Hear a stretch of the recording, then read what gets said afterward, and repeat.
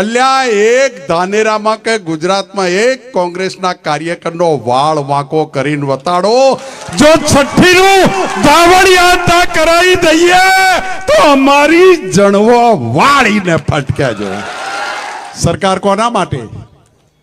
ગંડિયા બેઠા છે, ધોળી તલીના આગેવાનો બેઠા છે. એ અમને બનાસકાંઠામાં શીખવાડતા કે જગદીશ આંબો મોટો થાય ને કેરીઓ આવે એટલે ઝાડને નમવું પડે. એ અમારું નેતૃત્વ. સરકાર બને છે એટલે કોંગ્રેસ જવાબદારી સાથે બોલે, જવાબદારી સાથે આગળ વધે. અને 27 વર્ષથી નફટના પેટના બેઠા છે. 27 વર્ષ. જિગ્નેશભાઈ, મેળ પડે એવો નથી ગુજરાતમાં એમનો.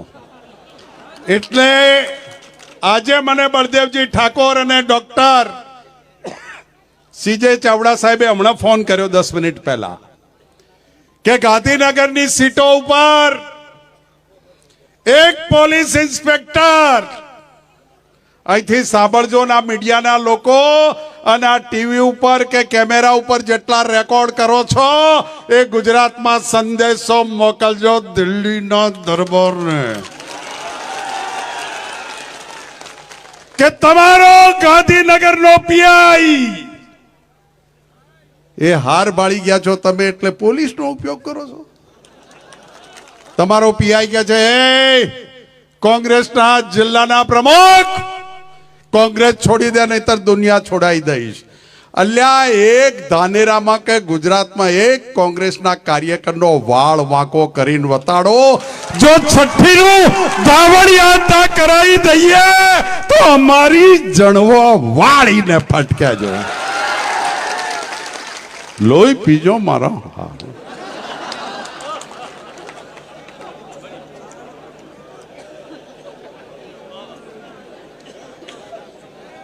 જ્યારે હોય ત્યારે ધમકીઓ, જ્યારે હોય ત્યારે પૈસા, જ્યારે હોય ત્યારે નુકસાન. તમને 2-4 વાત કહેવા આવ્યો છું. તમે જુઓ, આ લોકો કહે છે ને કે કોંગ્રેસ ક્યાંય દેખાતી નથી, કોંગ્રેસ પતી ગઈ છે, કોંગ્રેસમાં કોઈ દમ નથી, કોંગ્રેસમાં કોઈ આગેવાન નથી ને એવું જે બોલે છે ને, એને ખબર પડી ગઈ છે કે કોંગ્રેસ આ વખતે એવી ચાલે છે કે દિલ્હીના દરબારને આખો દરબાર લઈને અહીં આવવું પડ્યું છે. અને અઠવાડિયામાં 5 દાડા અહીંયા.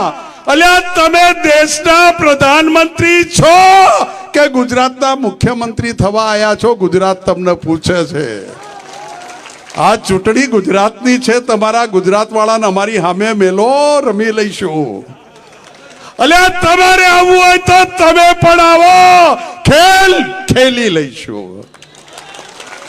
પણ ચૂંટણીમાં આવો તો ખેડૂતોને શું આલશો એની વાત કરો ને.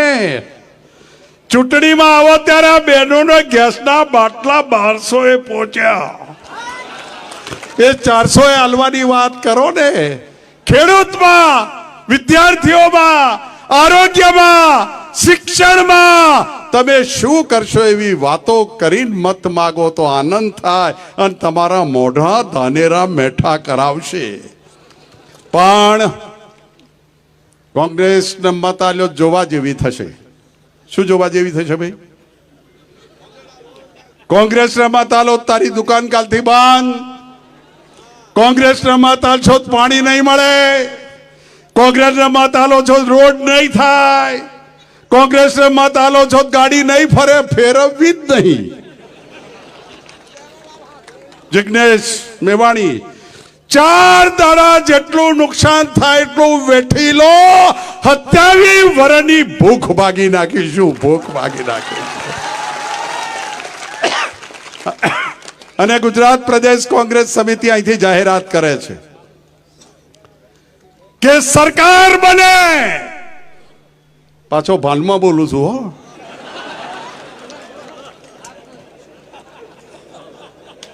અમારા કોડવડ વાળા બેઠા છે. સરકાર બને છે કોંગ્રેસની 125 સીટ સાથે અને પહેલી કેબિનેટમાં ઠરાવ થશે 3 લાખ રૂપિયાનું ખેડૂતનું દેવું માફ. નથાભાઈ, મીટર નહીં, હોર્સ પાવર નહીં, ખેડૂતનું વીજ બિલ માફ. મીટર એ કાઢ્યા ને હોર્સ પાવર એ કાઢ્યા. લ્યો આવો.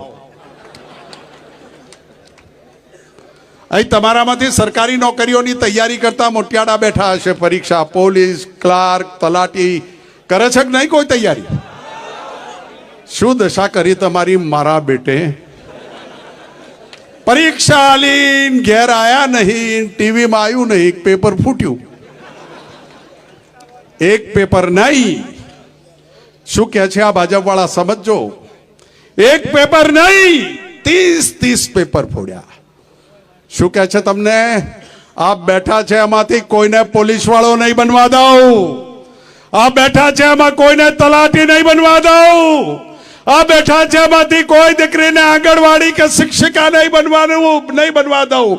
તમારાથી થાય એ ભડાકા કરી નાખો. તમને નોકરી નહીં આલું એમ કરીને 30 પેપર ફોડ્યા છે. અને આપણે નક્કી કરવાનું છે, આવી જાઓ.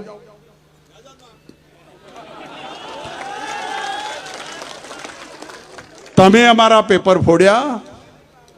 ગાંધીનગરમાં અમને ના પહેવા દીધા.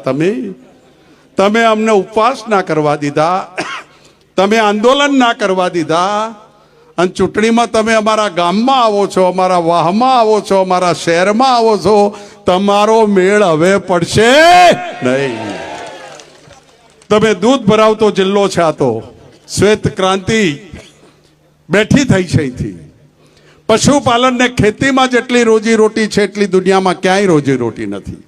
એટલે ડેરીમાં દૂધ ભરાવો છો તો એના તો પૈસા મળે છે, મળશે જ. પણ 1 લીટરે 5 રૂપિયા ગુજરાતની સરકાર કોંગ્રેસની સબસિડી આલશે. ફેટ આઘા પાછા કરવા વાળાને જે કહેવું એ કહી દેજો. બધા સમજી તો જાય છે હું કોને કહું છું એ. અને સરકાર કોંગ્રેસની તમારા આશીર્વાદથી જ્યારે બની રહી છે ત્યારે ચિંતા રાખજો. મહાભારત, રામ રાવણનું યુદ્ધ, આ બધા યુદ્ધો તમે જોયા છે. સત્ય ને અસત્યના યુદ્ધ, ધર્મ ને અધર્મના યુદ્ધ. સત્યના પક્ષે ભગવાન હોય ને સત્યના પક્ષે જ્યારે પ્રજા હોય ત્યારે દુનિયાની શહેનશાહી અને દિલ્હીના દરબાર માંથી ગમે એટલા રૂપિયા લાવે પણ મેળ પડતો નથી. અહીંયા ત્રીજા પક્ષ તરીકે પણ કોઈક ભાઈ લડી રહ્યા છે. મત ના બગાડતા. અને ક્યાંક કોઈક વાતો આવતી હોય કે વીઘો 2 વીઘા આલીશું, નથી જોઈતી અમારે વીઘો 2 વીઘા હમણાં નથી જોઈતી. અમારે તો 18 આલમને સરકાર કોંગ્રેસની બને ત્યારે ઉત્તર ગુજરાતમાં 18 આલમને 25 વીઘા મળે અને હાલે એવી સરકાર અમારે લાવવી છે. 18 આલમના ઠેકાણા કરવા છે. 18 આલમની વહેવાનું કરવું છે. 18 આલમની દીકરા કે દીકરીઓની હોસ્ટેલો બની અને સમાજોનું નવનિર્માણ કરે, કામ કરે, પરિવર્તન કરે એવી કોંગ્રેસ જોઈએ છે. અને તમને સૌને વિનંતી કરું છું, અહીંયા મતદાન કેટલા ટકા થાય છે લક્ષ્મીબેન? ધારાસભામાં 65%. લોકસભામાં કેટલા ટકા થાય છે? 50-55. તાલુકા પંચાયત, જિલ્લા પંચાયતમાં કેટલું થાય છે? 70-75. અને સરપંચમાં કેટલું થાય છે?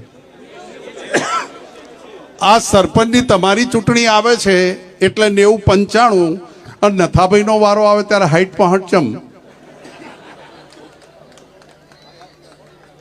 સરકાર લાવો, સરપંચોનો વટ પડે, સભ્યોનો વટ પડે અને ગામે ગામ કોંગ્રેસની સરકાર તમારી ખબર પૂછવા આવે એવી સરકાર કોંગ્રેસ બનાવીને તમારી વચ્ચે સેવા કરવા આવવું છે. સરપંચની ચૂંટણી લડો છો એવી ચૂંટણી લડજો. 90-95% મતદાન કરજો. અને અહીંયા જે ઉમેદવાર મૂક્યા છે વર્ષોથી ઓળખું છું, પારિવારિક સંબંધ છે, જે કોંગ્રેસના રંગે રંગાયા છે. ક્યાંય કોઈ પણ જાતની કોઈ માથાકૂટો, ઝઘડા, ટંટા કશામાં નથાભાઈ પડતા નથી. અને એક એવો પરિવાર કે જે પરિવાર સદાય કોંગ્રેસની વિચારધારા સાથે ચાલે છે એવા ઉમેદવાર જ્યારે આપણને સૌને મળ્યા છે ત્યારે સૌ તમે વધાવજો. આ ચૂંટણી દિલ્હીના રૂપિયાવાળા અને ઉદ્યોગપતિઓ અને કરોડપતિઓની વચ્ચે છે. મને પૂછે છે લોકો, પત્રકારો જે ઓળખતા નથી, કે જગદીશ ઠાકોર પ્રમુખ બન્યા છો, શું ફેણી લેશો? મારે કહેવું છે કે આવો ધાનેરામ જુઓ, થરાદમાં જુઓ, વાવમાં જુઓ, વસ્તીના આશીર્વાદ જુઓ. એ ખબર પડે તો પછી ખબર પડે કે જગદીશ ઠાકોર અને કોંગ્રેસ શું કરી રહી છે. અને એટલા જ માટે બધા આગેવાનો અહીંયા બેઠા છે. કોઈ લાલચમાં ફસાતા નહીં, કોઈ વાદમાં ફસાતા નહીં. આ નથાભાઈ જીતશે એટલે જગદીશ ઠાકોરના સાફામાં છોગું ઉમેરાશે. આ વાત વિચારીને મતદાન કરજો, મત બગાડતા નહીં.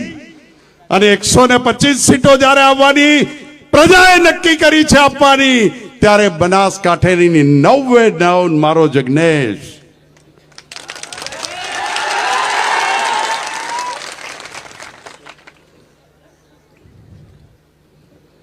એટલે પાણી બાણી આ તો અમૃત પૂરું થયું. સરકાર બનાય જે માગે.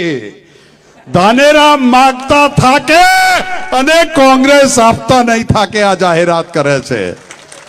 જે 27 વર્ષમાં ભારતીય જનતા પાર્ટીએ શોષણ કર્યું છે, ખેડૂતોનું પાણી, સિંચાઈ, બેન દીકરીઓની આબરૂ લૂંટાઈ છે, ક્યાંય ઉભા નથી રહ્યા, પેપર ફોડીને નવજવાનોને બરબાદ કર્યા છે. આ બધાનું વળતર કોંગ્રેસની સરકાર બનશે. ઘર આંગણે ધાનેરામાં આવી અને દાંતીવાડા અને ધાનેરા બે તાલુકાને જે જોઈશે એ આવી જ મિટિંગો કરીને બધાને મળવા આવીશું. તમે આપનાવાળા અહીં બેઠા હશે અને તમે માગનાવાળા હશો. આજે માગવાવાળા અમે છીએ, તમે આપવાવાળા છો.